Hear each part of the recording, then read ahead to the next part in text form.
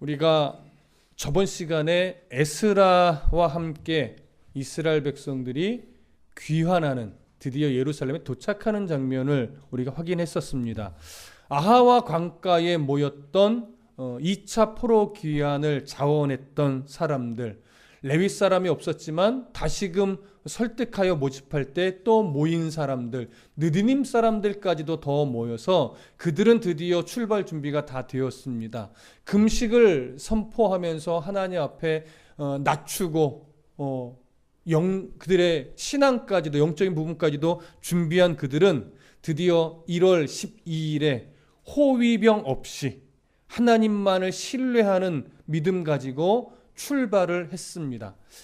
대략 4개월 정도의 여정을 거쳤지만 드디어 5월 1일에 예루살렘에 도착을 하게 됩니다. 예루살렘에 도착을 해서 3일을 쉬고 4일째 되는 날 그들은 바벨론 땅에서 가지고 왔던 성전의 물품들 그리고 예물들, 그것들을 다 수량을 재고 무게를 재서 성전에 드릴 수 있었습니다. 어느 것 하나도 실수로 잃어버리거나 아니면 도적제들한테 뺏기거나 했던 내용이 하나도 없었습니다.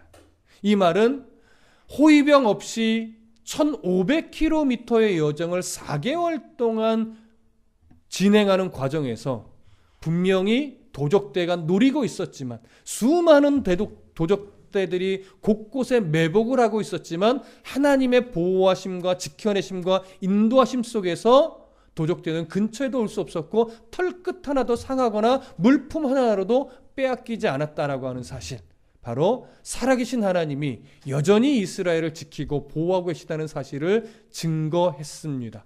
그 물품들은 다 증거물들이 또 될 수 있었습니다.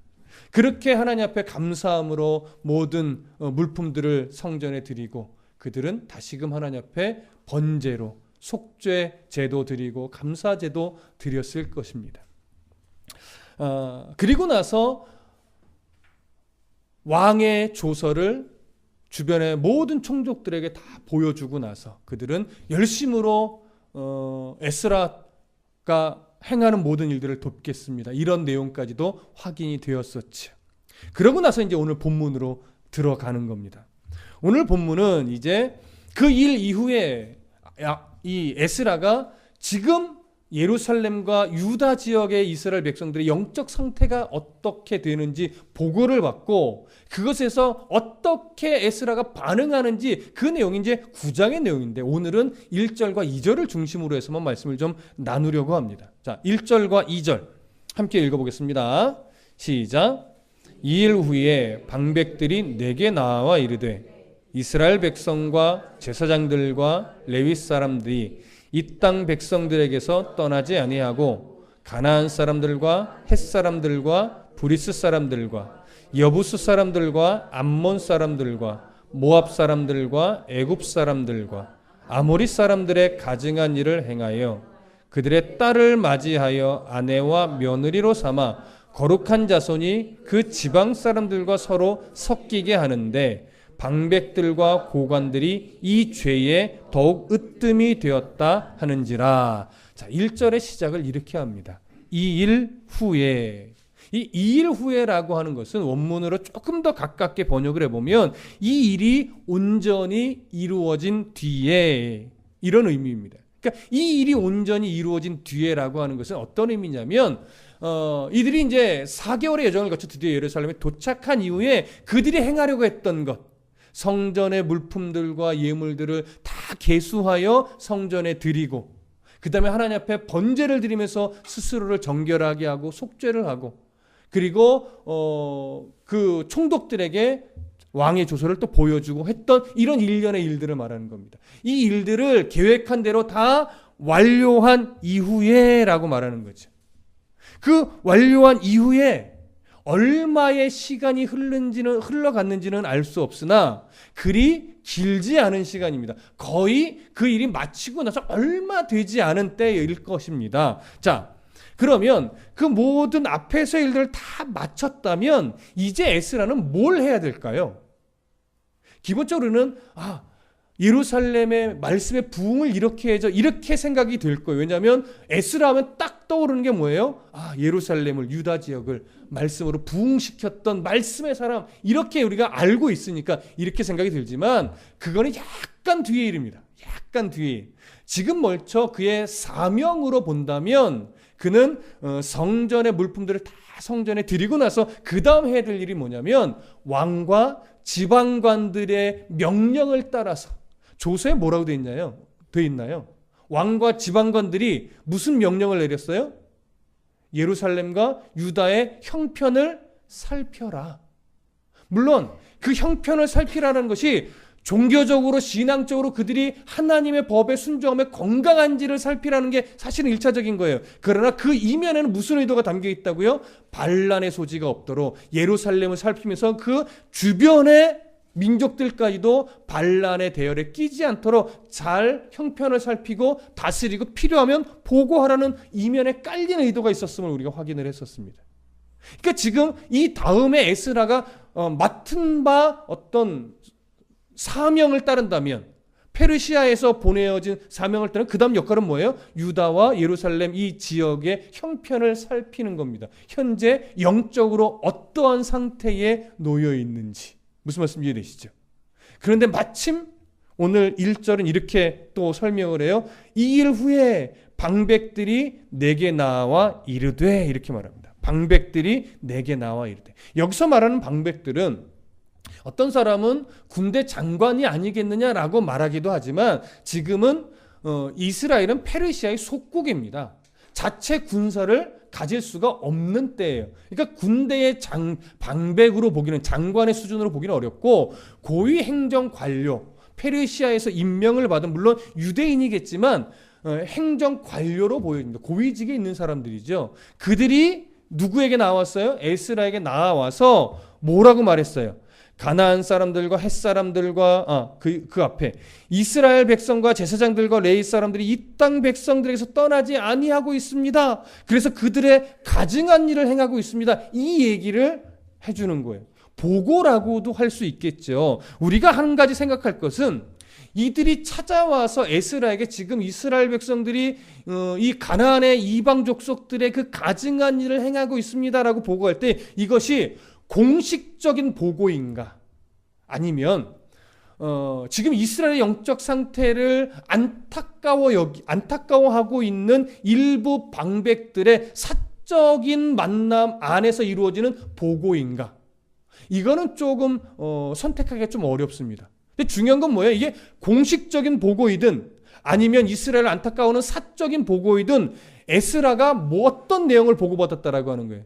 이스라엘의 현재 영적 상태, 예루살렘과 유다를 중심으로 하고 있는 이스라엘 백성들의 영적 상태를 보고받았다라고 하는 이 사실이 중요한 겁니다.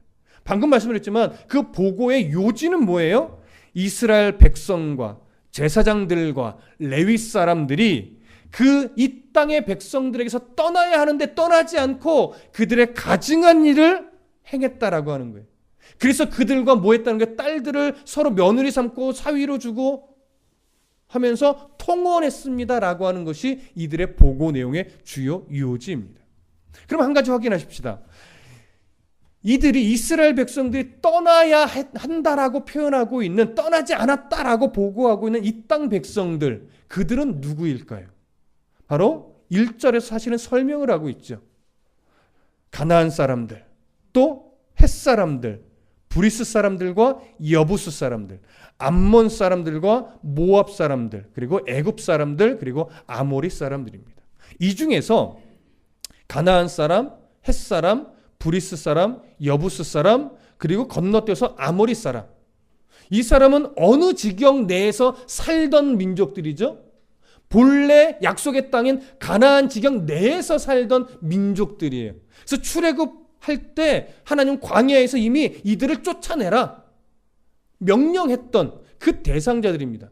그 다음에 암몬 사람과 모압 사람과 애굽 사람들은 가나안 지경 내에 있는 이방 민족은 아니에요. 가나안 지경 밖에 있는 이방 민족인데 이들은 끊임없이 이스라엘을 대적했던 사람들이고 공격했던 사람들이고, 특히 애굽은 뭐예요? 400년이 넘게 이스라엘을 노예로 부리던 민족이죠. 이들에게서 떠나야 하는 민족이 떠나야 하는데 이들에서 떠나지 아니하고 그들의 가증한 일을 행했다라고 오늘 본문은 말하고 있는 겁니다. 그럼 이들은 왜 다 묶어놨느냐? 가나안의 민족들을 보통 얘기하면 여기에 말하지 않은 3개 족속까지 합쳐서 7개 족속을 주로 대표로 이야기를 하잖아요. 근데 일단은 4개만 언급을 하고 나머지 가나안 지금 밖에 있는 민족을 또 언급을 했단 말이에요. 그래서 7이라는 숫자를 맞췄는데 아마 이것은 기본적으로 애굽의 약속의 땅인 가나안 지경에 끝까지 남아있던 이방 민족들과 근데 끝까지 남아있다는 표현은 왜 그래요? 제가 BC 722년에 아수르에 의해 북이스라엘이 멸망하면서 아수르는 어떤 정책을 폈습니까? 민족 혼합 정책을 폈어요. 그래서 많은 사람들 포로로 끌고 가서 여러 땅에다 다 흩어놨어요. 그리고 여러 땅에서 민족들을 또 포로로 잡아와서 북이스라엘 땅에 또 이주를 시켜놨단 말이죠. 그러다 보니까 민족이 섞이게 됐는데 그러니까 포로로 끌려가지 않고 남아있던 유대인들도 있지만 남아있던 이방 민족들도 있죠. 그리고 또 끌려온 다른 민족들도 있겠죠. 이 2가지 부류를 다 대표하는 겁니다. 그러니까 꼭 이 민족들만 있었던 것이 아니라 이 민족들을 대표로 하여 그 안에 섞여서 지금까지도 살아가고 있는 수많은 세계 곳곳의 이방인들, 그들을 말하는 거죠. 그래서 그들과 섞여 살아가고 있는데 오늘 에스라의 복음은 이거예요. 그들과 떠나야 되는데 같이 있으면 섞여 살면 안 되는데 오히려 그들과 떠나지 않고 그들의 가증한 일을 따라 행했다라고 하는 겁니다. 그러면 여기서 이들에게서 떠나지 않았다는 건 어떤 의미일까요? 출애굽 광야 시대로 가보면 이런 거예요. 기본적으로 그들을 쫓아내라. 그렇죠?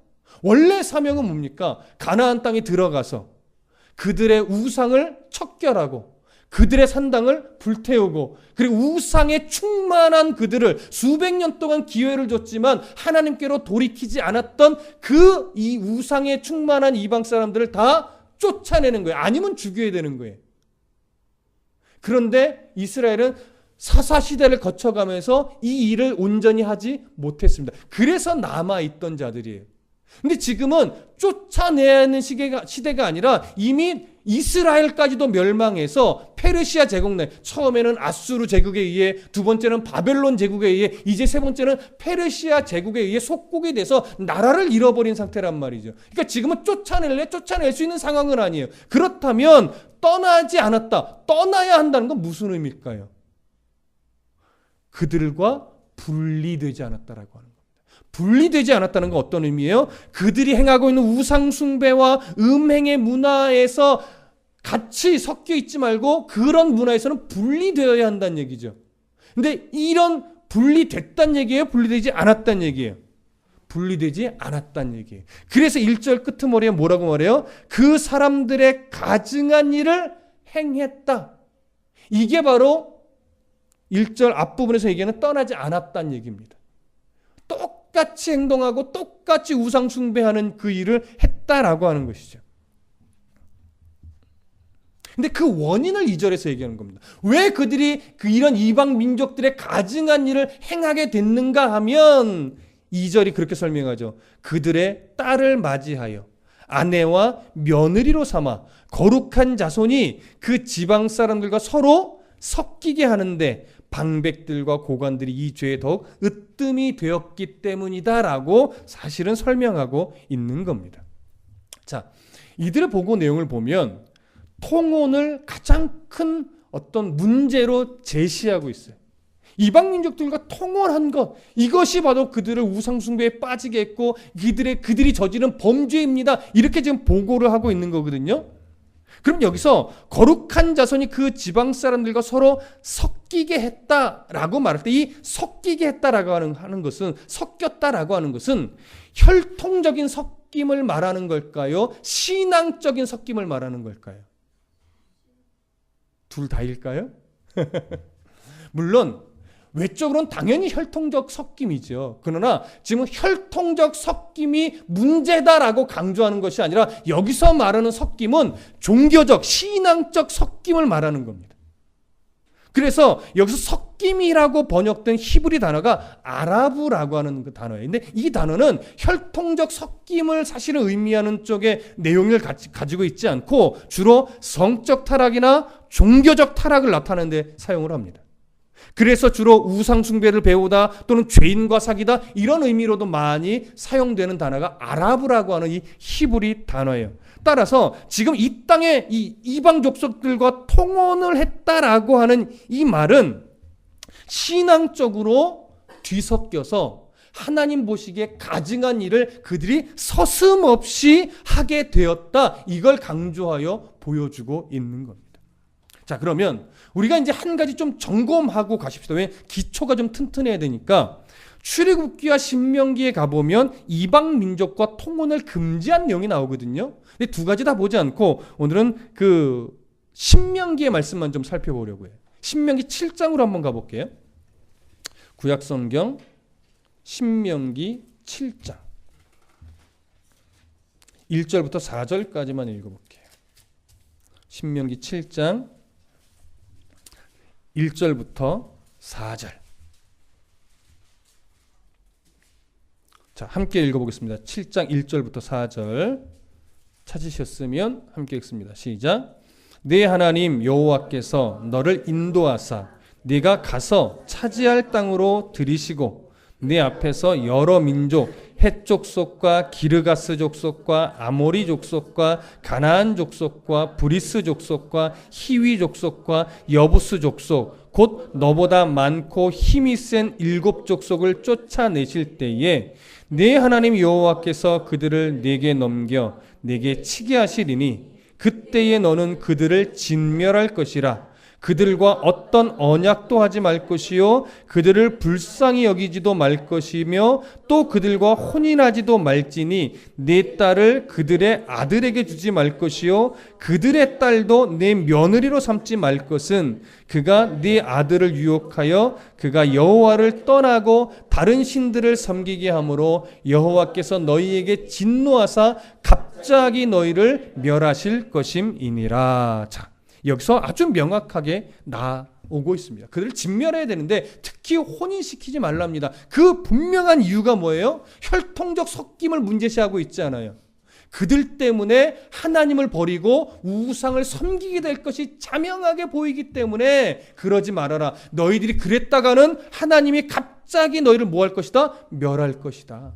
이건 강력한 경고죠. 그만큼 가나안 지경 아래에 있던 이방 민족들이 얼마나 우상 숭배가 심각했는지, 얼마나 우상 숭배에 충만하게 젖어 있던 자들인지를 우리는 여기서 알 수 있습니다. 자, 그러면 한 가지 질문을 던져볼게요. 하나님은 지금 이 명령을 통해서 이스라엘 백성들에게 모든 이방 민족들과의 결혼을 금지한 걸까요? 여러분, 모든 이방 민족들과의 통혼을 하나님이 지금 금지한 것입니까? 이렇게 질문은 당연히 아니라는 대답을 여러분 딱 예상하시겠죠? 아닙니다. 예를 들어보면 성경의 역사 속에서 하나님은 요셉이 두 아들 에브라임과 므낫세가 사실은 혼혈이에요. 엄마는 어디 여자예요? 애굽 여자예요. 그래서 그 두 아들 하나님이 다른 민족의 여인과 통혼하여 난 아들이라고 배척했습니까? 전혀 없지요. 오히려 야곱이 양자로 삼아서 어떻게 했어요? 형제의 대열에 올려놓고 장자의 몫을 줬죠. 그래서 두 몫을 받게 했잖아요. 그만큼 하나님은요, 그러니까 다른 민족의 여인과 결혼해서 난 아들이라고 배척하지는 않았습니다. 그러니까 혈통의 섞임의 문제가 아니라는 거죠. 룻도 이방 여인이었지만 하나님이 인정해 주셨습니다. 그러면 신명기 21장을 한 번 더 찾아볼게요. 여기서는 어떻게 말하는가? 과연 하나님이 모든 이방 민족과의 통혼을 금지한 것인가? 한번 확인을 해보시죠. 신명기 21장 10절부터 14절.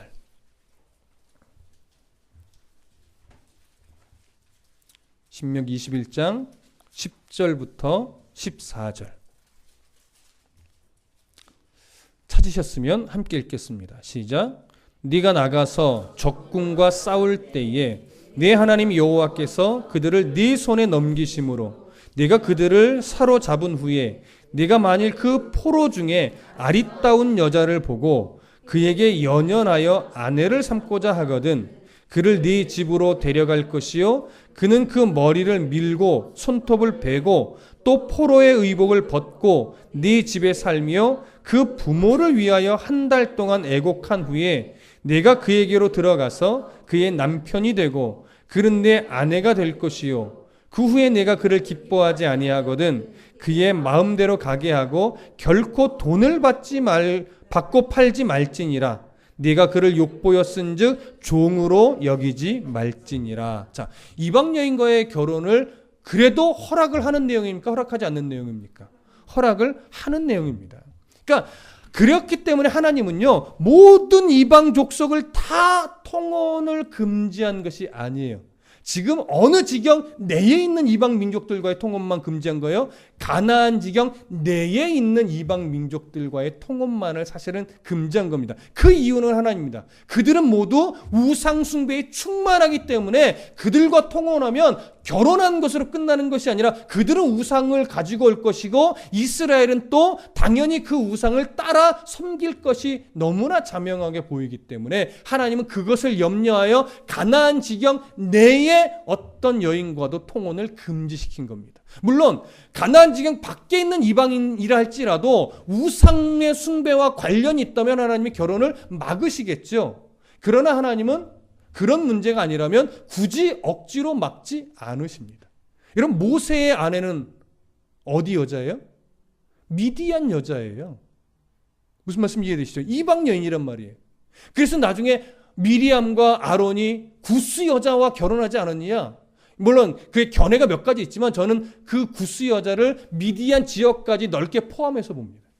그러니까 구스 여자라고 하는 것은 단순하게 에디오피아가 아니라 미디안까지도 당시에는 포함될 수 있었던 영역이었기 때문에 십보라와 결혼한 그 사건을 문제시하였지만 하나님은 오히려 그들을 책망했습니다.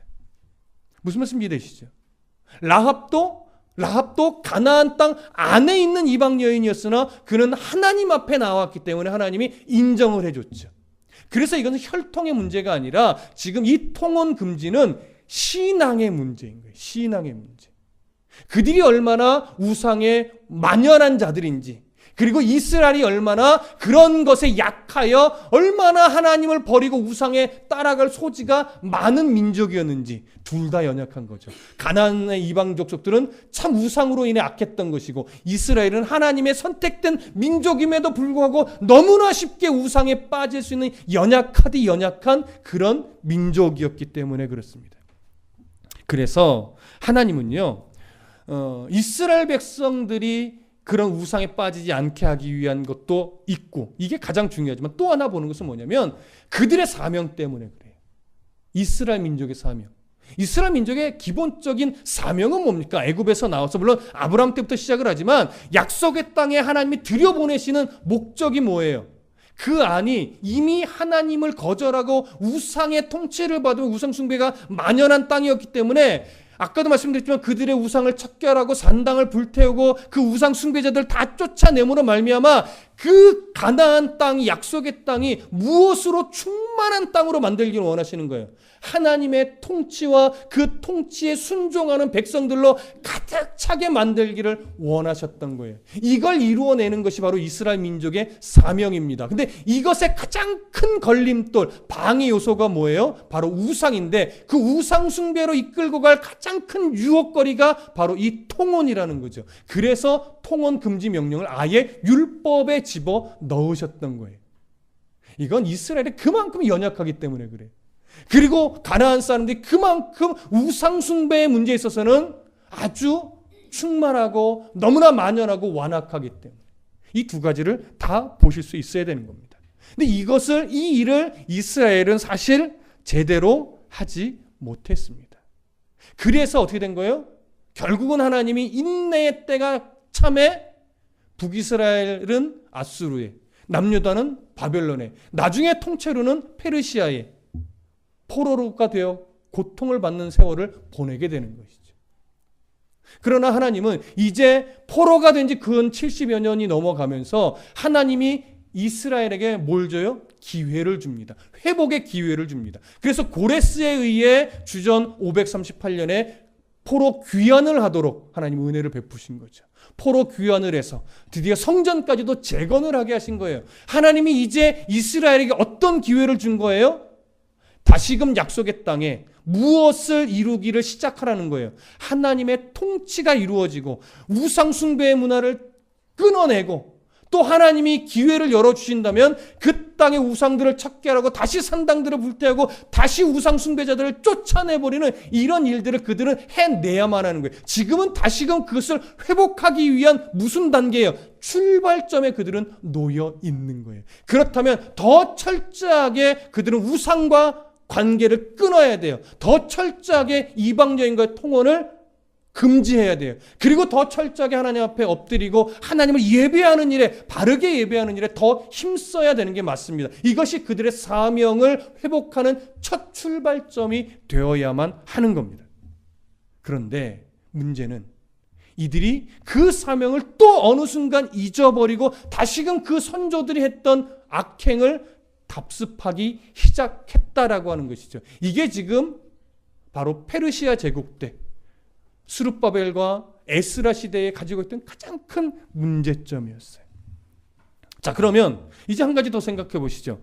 에스라가 포로 귀환을 했을 때, 2차 포로 귀환을 했을 때 이스라엘은 왜 성전까지 잘 완성해 놓고 나서 왜 이방인과의 통혼을 하게 되었으며 왜 우상 숭배에 또 빠지게 되었을까요? 이 부분을 우리는 오늘 좀 생각을 해봐야 됩니다. 아마도 1차 포로 귀환이 주전 538년에 이루어지고 성전 재건이 주전 516년에 완성이 되는데 그 이후로 2차 포로 귀환이 이루어질 때까지 58년간의 기간이 있습니다. 그러면 성전 재건을 516년에 완성하고 나서 이스라엘이 이제 어떤 기대를 하고 있을까요? 이제 우리가 예배를 회복했고 성전을 완성하여 하나님 앞에 제사를 온전하게 드리게 되었으니 이제 변화가 있겠구나. 이제 하나님이 회복시켜 가시겠구나. 그 이전에 다윗 시대에 솔로몬 시대에 누리게 하셨던 그 영광들을 하나님이 회복시켜 가시겠구나. 이런 기대로 한 해, 두 해, 세 해를 보내게 되는 거죠. 그런데 그렇게 해가 바뀌어 감에도 불구하고 크게 달라지는 게 있었을까요? 없었을까요? 없었죠. 없더라도 그들은 뭐예요? 이루실 하나님, 그 하나님을 신뢰하며 사실은 더 예배에 집중하고 더 스스로 말씀을 가르치고 배우는 일에 애썼어야 돼. 그 일들을 누가 주도해 줬어야 되나요? 제사장들, 레위 사람들, 이런 사람들이 주도했어야 맞아요. 근데 그걸 주도하지 않고 오늘 본문에 돌아가 보면 이 통언, 우상 숭배하는 일에 누구도 합세에 있어요. 제사장과 레위 사람들도 합세에 있단 말이에요. 이게 가장 큰 문제인 거예요. 그런데 그렇게 성전 재건을 완성하고 한 해 두 해 기쁨으로 제사를 드림에도 불구하고 현실의 문제는 거의 비슷한 거예요. 변화가 없는 거예요. 그러니까 점차 지치고 낙심되고 하나님의 의심스러워지고 야 이렇게까지 살아야 돼? 라고 하며 뭔가 이렇게 툭 입을 열어 완전히 불평에 휩싸이지는 못하고 있는데 그런 와중에 어느 때인지는 성경에 기록하고 있지 않아서 알 수 없으나 성전 재건 공사를 이끌었던 정치 지도자 누구일까요? 딱 안 나오시네. 누구예요? 성전 재건 공사를 이끌었던 정치 지도자 스룹바벨. 종교 지도자 예수와, 여호수아라고도 부르지요. 근데 이 두 사람이 어느 때인가 죽게 됩니다. 죽고 나니까 신앙의 중심점이 이제는 사라졌죠. 사라지니까 점차 그들 안에 뭐가 툭툭 나올까요? 야, 이게 정말 우리가 맞게 가고 있는 거야? 하나님 정말 우리를 회복시키시고 다시 부흥시키시고 영광의 날을 다시금 일으켜 세워주실 게 맞기는 한 거야? 벌써 몇 년이 지났는데 스룹바벨도 죽었는데 예수와도 죽었는데 언제? 이러다 보니까 하나님의 영광을 위해서 멋지게 성전 재건을 완성하고 예배와 제사를 드리던 그들이 이제 하나님의 영광을 위한 삶보다는 점차 누구를 위한 삶으로 가게 될까요? 자신들을 위한 삶으로 시선과 태도와 자세가 조금씩 바뀌어가게 되는 거예요. 자, 이게 오늘 본문 잠깐 돌아와 보세요. 에스라 9장으로 와보시면 2절을 가보시죠. 2절. 9장 2절. 여기에 보시면 앞부분 제가 읽어드릴게요. 9장 2절. 그들의 딸을 맞이하여 아내와 며느리로 삼아, 이렇게 되어 있죠. 이 부분을요, 직역을 해보면, 원문의 의미에 조금 더 가깝게 직역을 해보면 이렇게 됩니다. 그들이 그 자신들과 그들의 아들들을 위하여 그들의 딸들을 취하며, 이렇게 되어 있어요. 그러니까 이방인들의 딸을 며느리로 드리는 게 성경은 누구를 위한 일이었다라고 말하는 거예요? 자기들을 위하여, 하나님의 영광을 위하여 사실은 삶을 늘 내어드려야 할 자들인데, 그들이 어느 순간 이제 하나님을 보지 않고 자기의 삶, 자기의 현실, 자기의 가정만을 보다 보니까 이제는 하나님이 하지 말라고 한 것을 염두에 두지 않고 자기들의 안녕과 번영과 또 어떤 잘 사는 것, 이것들을 위해서 이방인들과 통혼을 시작했다라고 하는 거예요. 왜요? 이방인들이 사실은 더 잘 살거든요. 더 힘도 있거든요. 그러니까 여기에는요, 어떻게 보면 정략적인 면도 있는 거예요. 또 여기에는요, 그들이 섬기는 우상을 함께 섬기면 오히려 하나님을 섬기는 것보다 더 잘 살 수 있지 않겠어? 이런 의도도 있는 거죠. 그러니까 그들의 딸들을 며느리로 삼는다는 건 거기에는 단순하게 결혼의 의미만 담고 있는 것이 아니에요. 그들의 우상을 우리도 함께 섬김으로 무엇을 누리고 싶은 거예요? 그들이 누리던 복을 우리도 누리고 싶다라고 하는 마음이 그 이면에 담겨 있는 것이에요. 그래서 통혼을 하는 거예요. 그래서 통혼이 결국 우상 숭배로 갈 수밖에 없는 거예요.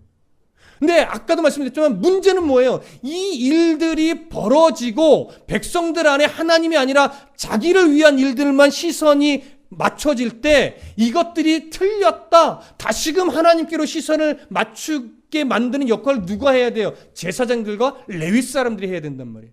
근데 오늘 1절은 뭐라고 말하냐면 이스라엘 백성과 제사장들과 레위 사람들, 이들이 다 이 일에 함께 했다라고 하는 거죠. 이 말은 거의 모든 이스라엘 백성들, 제사장과 레위 사람들을 포함한 거의 모든 이스라엘 백성들이 이 일에 다 가담했다라고 하는 거예요. 그런데 이 일을 더 주도해서 앞장선 사람은 누구래요? 방백들이래요.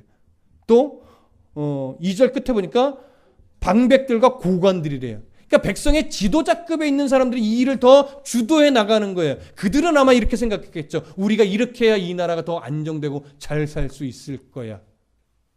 그러나 그건 자기들 생각이죠. 하나님의 시선은 전혀 고려하지 않은 겁니다. 이게 가장 안타까운 일이에요. 그래서 통혼을 하게 됐고, 그래서 우상 숭배가 그들의 삶에 또 뒤덮이게 된 거죠. 이제 자칫 잘못하면 아까 신명기에서 읽었듯이 갑자기 하나님이 그들에게 나타나서 무엇일 수 있어요?